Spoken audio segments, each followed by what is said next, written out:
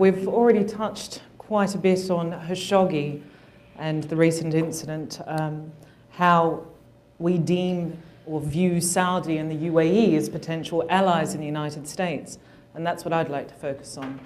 One of my impressions of the Khashoggi case is, why did Saudi feel that it was okay to commit such an overt act, and potentially with the assistance of the United Arab Emirates? And this could come down, in fact, to a recent incident that has been publicised quite well so far, of an act of piracy against a US yacht in international waters. And that is a case that happened on the 4th of March this year. A princess of Dubai, a daughter of the ruler of Dubai, Sheikh Latifah, decided that she wanted to escape what she described as torture and abuse that she had suffered at the hands of her father for years. She enlisted the assistance of a US citizen to leave the country. He hired a yacht, or purchased a yacht actually, and went to the coast of Oman, where he met her to assist her to leave the country. Now, he didn't enter their waters. He was on a US flagged yacht headed to India with the assistance of a Finnish woman who was a friend of the princess and 3 Filipino yacht crew. Approaching India, having committed no crime whatsoever, 5 military warships approached, attacked, commandeered and assaulted those on board. Following the assault, the passengers on board were taken back to the UAE against their will and without communication. We were notified of the incident, and we contacted the Indian Coast Guard and the US Coast Guard and received no response. 2 weeks later, we still hadn't heard anything, and these people had been brought back to the UAE against their will with the US flagged yacht. They were kept there for 2 weeks. During this time, we reported it to all of the appropriate crime agencies and the FBI, who have opened an investigation.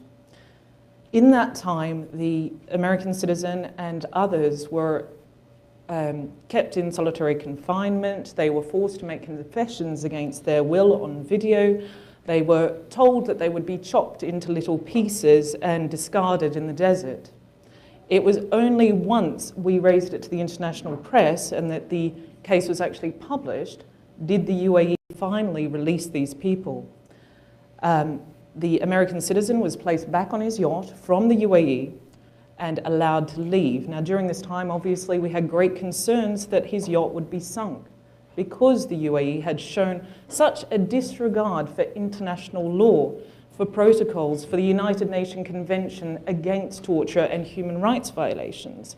We had every reason to believe that these people would be attacked again at sea, perhaps disappeared again, but this time with a better excuse. Now, I think that the attack on this yacht was ill thought through, that the UAE thought that they could get away with it, that the UAE felt that the US would not care about an attack on their yacht. And when I talk about an attack on the yacht, I am talking a very violent attack that has caused the American citizen to have to have CAT scans and ongoing treatment where he remains in the UK at this time. There were bodies piled up on each other on the yacht, and serious head injuries to unarmed passengers. And in this attack, the UAE actually enlisted the assistance of our ally, India. Reportedly over a telephone call between Sheikh Mohammed and Modi, it was done as a favour. Now, India has not responded to requests for information on their involvement in the attack. However, their intelligence department has said that they confirmed that they did assist and that it was in the interests of India to support their allies, the UAE. However, in attacking a US yacht without even discussing it with the US, without contacting the FBI or their agents in America for permission to board this yacht, they disregarded their alliance with the US in favour of an alliance with the UAE. In return for this favour, we can see quite blatantly that the UAE has agreed to several extraditions to India that had been on hold within days of this attack, these extraditions were approved. The Federal Bureau of Investigation in Florida has opened this case, and we have spent a substantial amount of time with them, providing them evidence of the attack. The issue here is that if the UAE is allowed to commit such rogue acts against the US, how can they actually be considered an ally? Further, if the United States does not issue some sort of discipline against them, this sort of behavior is going to escalate, and we are potentially going to see another Khashoggi from the UAE. It's very important, as George touched on earlier, to set boundaries, whether they're children or allies. Now, what we can see, furthermore, is that the UAE doesn't stop with an attack like this. This is just an extreme example of what we have seen over the past 10 years. In another case, Sheikh Latifah's sister was kidnapped from British soil in England off the streets. Kidnapping investigation was opened, but she was commandeered. She was taken illegally on a plane to France and back to the UAE and has not been heard of since. I think we haven't seen the government of the United States or the United Kingdom stand up to the United Arab Emirates and tell them that this is not okay. And the same goes for Saudi Arabia and other Gulf nations. We're seeing a consistent abuse of our citizens in many different ways, and we're seeing an increase of influence into politics and media in both the United Kingdom, the United States, and our allies. Over the past 10 years, we have dealt with in excess of 10,000 cases, mostly of foreign nationals who have been legally abused, subject to human rights violations, torture, forced confessions, arbitrary detentions. And we have even seen a death in custody, allegedly due to, and with 3 witnesses, due to police brutality. When the United Kingdom courts requested the CCTV to rule out this behaviour, the UAE denied that request, and yet we continued with our alliance. The same can be said for America, where we have seen a number of citizens forcibly detained in the UAE, and the US has turned a blind eye very much to this. They have not got involved when we have raised these situations to the embassies. They say that we cannot get involved in a foreign legal system. Well, we can, and we do, and we have now seen the United Kingdom stand up for Matthew Hedges, who you might have heard of. He is a British academic who went to conduct some research and who was accused of espionage. And this isn't the first case where we've seen a foreign national accused of espionage simply for asking questions, for reporting something that the government might consider sensitive or defamatory. In many cases, there have been complete misunderstandings. We've seen hobbyists who take photos of aeroplanes for aviation interests, and they've been accused again of spying. And in all of these cases, they have been detained without charge, without evidence, simply because someone has pointed the finger and that is enough to hold them. In the case of the plane spotters, they were released 5 months later after solitary confinement, but only once the international press spotlit the issue. And that's what we see with the UAE. They market themselves as a modern society, quite similar in culture to our own, where alcohol is poured freely, where people club and shop, and it's almost seen as the Vegas or Bangkok of the Middle East, and that anything goes, which is absolutely not the case. Any one of us right now, if we enter Dubai, would 100% be in violation of one of their laws there. And it would only be out of sheer luck that you weren't arrested, that you weren't charged, and that you weren't sent to solitary confinement. Even being here at this very conference would be considered potentially an arrestable offence, very similar to the case of Matthew Hedges, simply for talking about these issues, because there is no freedom of press, there is no freedom of speech. And this doesn't just extend to foreign nationals, it extends to their own citizens too, where Emiratis themselves, human rights activists and lawyers, politicians, anyone who wants to see change in the legal system, improvement, an end to corruption, Any of these reasons is enough to jail someone for life. And we've seen that recently in the case of Ahmed Mansour, who was a prominent human rights activist. He's been sentenced to in excess of 7 years in prison. He's been constantly harassed by the government, and we've also seen people be threatened that they could be jailed for talking about bad weather or a plane crash, a plane incident, because it's defamatory to the government. It doesn't promote their airline in a good light. So even retweeting an existing news story, let's say that the Khashoggi case had implications that the UAE was involved, and you retweeted a story from CNN. That's a crime in the UAE. And the US government is not doing enough to warn citizens or to pressure the UAE to make changes to make people safe. We have an increasing amount of publicity and marketing from the governments themselves. They very much act as businesses. We have an increasing amount of marketing to the US to invest in the Emirates, to invest in business, to invest in offshore structures, in free trade zones. But it is almost inevitable that any business person who invests there will either have their company stolen from them, the cash stolen, be wrongfully accused of a crime such as embezzlement, even if they had nothing to do with it and there's no evidence. The local partner, or perhaps some member of the authorities, has actually taken the money out. But because there is no burden of proof, no evidence required, that person is going to end up either convicted and sentenced, or if they're lucky enough to have left the country before these charges escalated, then they will have simply lost their money. And I can cite many cases of this. This is something I've been dealing with personally for 10 years. We have people in the room here who have suffered this very situation, and it is ongoing.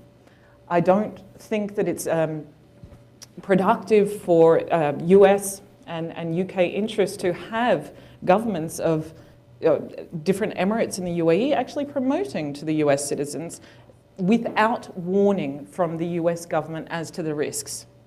And that's something that I have been lobbying the Western governments to increase their travel warnings, their investment warnings, because it is prevalent, it's constant. We have the case of a British national who invested 250 million into a company in the UAE. And he grew and developed it to the point where it was worth 500 million. He had a local partner, and they decided that they would like the full 500 million.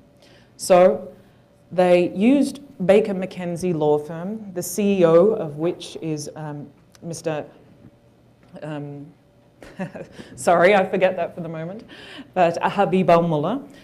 He's also the head of the DIFC, which is the International Arbitration Centre, actually, in the UAE. Now, to facilitate this theft of a business from a foreign national, he acted as a lawyer and represented his client who wanted to steal the money, but also fabricated to the court a power of attorney to represent the other client, the victim. He turned up to court, stood over here for the defense, and stood over here to the prosecution. In 21 cases, the judge sat at the front and he said, "Do you have a power of attorney?" "Oh yes, I have a power of attorney." "Can I see it?" "Not really, no." And the judge still allowed it to go ahead. Why? Because Habib al-Mullah is the right-hand man. He is friends with the ruler of Dubai, and he yields a lot of influence. There's something in the UAE called wasta, and that means the ability to influence locally within politics, within the judicial system, and he was able to get away with this. So he stole this person's entire business and then put him on the Interpol database. Now, Interpol is probably one of the most spotlit issues in the Middle East at the moment. That's Saudi, that's Qatar, that's the UAE. We talk about investing 20 million into lobby groups in the US. What we don't talk about so much is the fact that the UAE has donated 50 million to Interpol. Interpol is a crime organization that is glorified in movies that we respect. We think that they are there to assist us and to prevent terrorism. but it seems they're for sale. Yes, 50 million to Interpol, and that represents 50% of the donations that Interpol received. 50%, and the other 50% of the donations were made up of the other 180 member countries. So we're talking complete ownership, really, of the Interpol crime organization. Another 10 million came in from Qatar. Now, with this rising contribution to Interpol, we are seeing a rising number of Interpol abuse cases. And when I say Interpol abuse, this is usually stemming from Gulf nations, or as has been reported, China, Russia, Egypt, for the purpose of reporting bloggers and journalists, people with opposing views to the government. However, in the Gulf region, it goes a little bit further. It's used by the private sector. So we see banks like HSBC, and I just received a client a few days ago. He's been arrested in some Ukraine, and he's complaining about the prison conditions. But he's been arrested in the Ukraine on the basis of a fake, false Interpol report from the UAE, from HSBC, ultimately for an alleged debt of 25,000 euros. 25,000 euros of which he'd paid 10 years ago. So it's banks abusing the system because they can. We have so many cases at the moment of banks literally 15,000, 30,000 debts, and people are getting arrested. They're getting detained for 6 weeks. They're undergoing extradition proceedings. We have someone in Mallorca right now. We had several in Germany, Italy, and other European countries last year. Ultimately, the ones that are related to bank debt, they are removed, and they're removed not so promptly. It can take up to 9 months. Interpol's not a fast processor. So during that time, they're facing extradition proceedings. They're usually losing their employment and suffering extortionate legal fees, really, to defend against an extradition. Aside from that, we're seeing commercial relationships where business investors and partners are looking to extort each other, or where a local partner usually is looking to extort another party. They put them on Interpol and they say, give me money and I'll remove the report. So this is just how insane Interpol is going. Al Jazeera has done some serious investigative reports, but we're not seeing any change. I talk to Interpol all the time. They read my articles all the time about this Interpol abuse. They know it's going on, but they seem incapable of doing anything about it, and currently they're immune to any legal action against them. So this Interpol and extradition abuse needs to stop. We have a number of American citizens on Interpol at the moment, and America isn't even taking them seriously.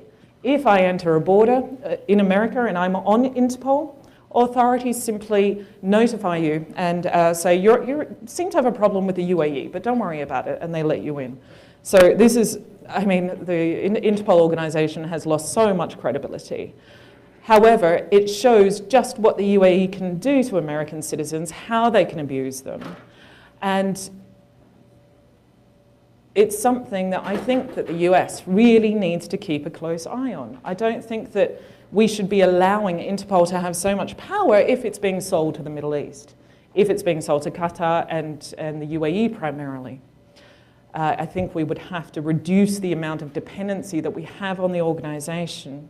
Previously, they were sponsored by Philip Morris in the private sector, but that became controversial, so now they're taking cash from Middle Eastern countries.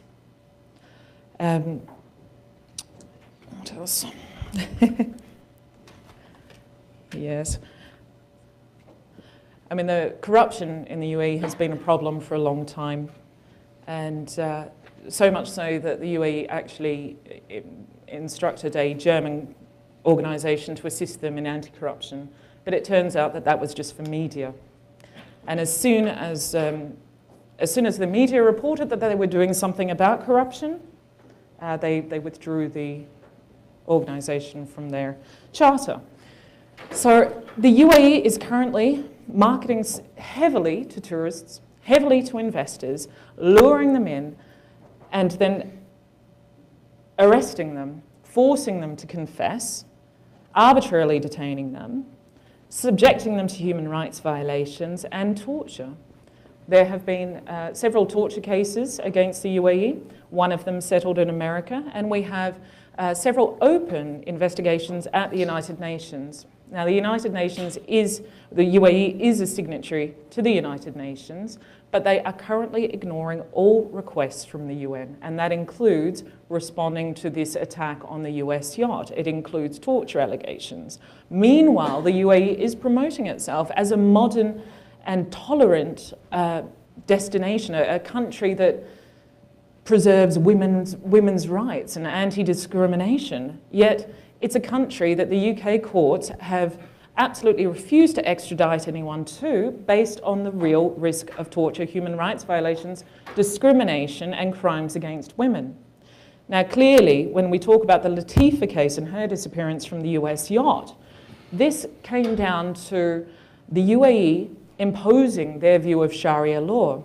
When the US citizen was in detention for those 2 weeks before he was finally released, he was told that he had not violated any Emirates laws, that he had violated Sharia law in that the 32-year-old princess was not married and thus was owned by her father, and that it violated Sharia law in that he helped her try to escape her father.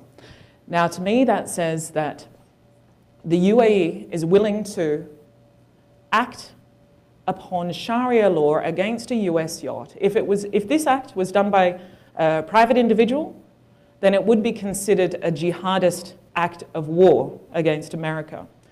Just because it was done by allies of America doesn't mean that it should be taken any less seriously. The UAE and Saudi need to be constantly addressed and constantly kept into line. They're investing too much money in the West and creating too much influence, to the point where Saudi and the UAE were even able to influence Rex Tillerson's dismissal. He was opposing an invasion to Qatar, and very quickly after he was dismissed. Saudi and the UAE apparently knew about his dismissal before the rest of the world did, and that to me shows how much influence they have on US politics.